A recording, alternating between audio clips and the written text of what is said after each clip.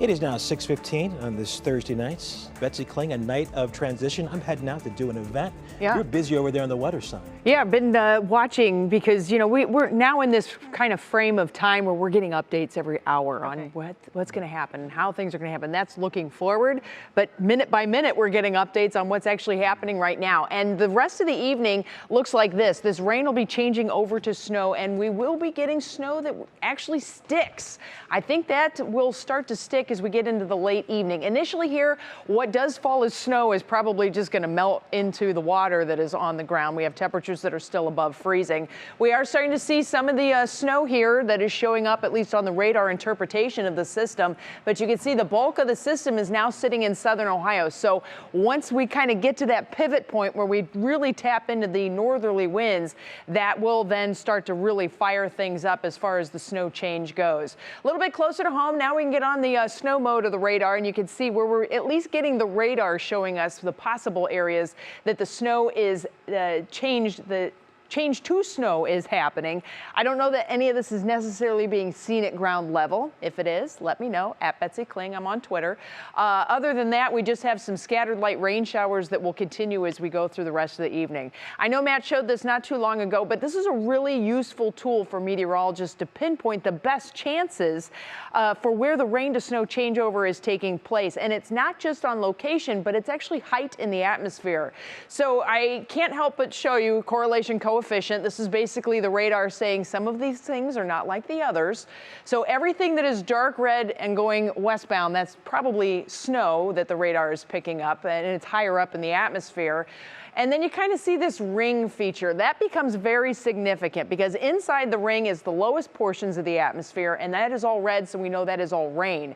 But that ring shows up at about 21 miles from the radar. If you do the math, because of the radar angle, it calculates to about 1,000 feet above ground. So now we have snow that is changing to rain for most of Cuyahoga County at this point at about 1,000 feet. West of that, it's likely all snow, and that's where we start to get into that changeover that's going west, and where you see it really bright, like out here in Erie and Huron counties along US 250. That's where we have the best chances to have snow that's actually coming down.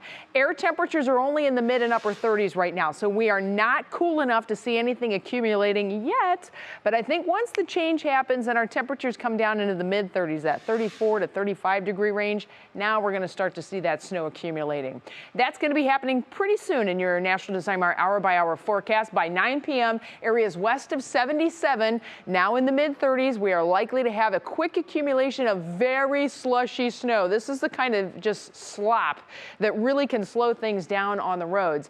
And while you may be saying, well, we're not expecting anything to accumulate on the roads right away, here's the thing. Just like you take an ice cube out of the freezer and you put it on the counter and it takes time for it to melt, this is the situation when we're starting to add lots of ice cubes to the water on the road, and eventually that ice is going to build up and it's going to support the snow to actually stick on the road. So it could get a little tricky after 9 p.m. this evening.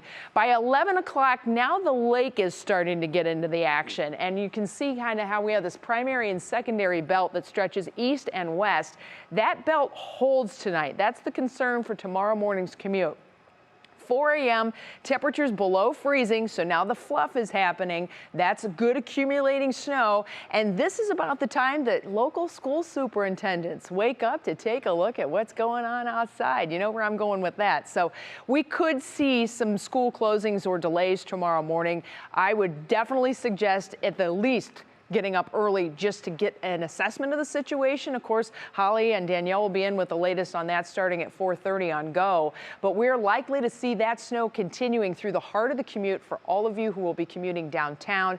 And this band holds through the day, and that's why these accumulations can get a little bit robust, especially in the primary and the secondary snow belts, that 3 to 8 inches. Farther south, you folks are going to be laughing at all of us up here in Cleveland. So the snowfall forecast, I know I showed you the general thing here, but if we get a little bit closer in, you can see it's not on the immediate lakeshore areas. It's just inland that we start to see that 2 to 6, 7, maybe 8 inches of snow, and that's why we're kind of extending it west into the secondary primary snowbelt areas. And again, winter weather advisory has been posted. Union Home Mortgage forecast. Look at this. We're going to hold the snow on Saturday, then it gets out of here. Beautiful rebound coming on Sunday. Next week, we do it all over again. We warm back into the 40s and got more rain in the way.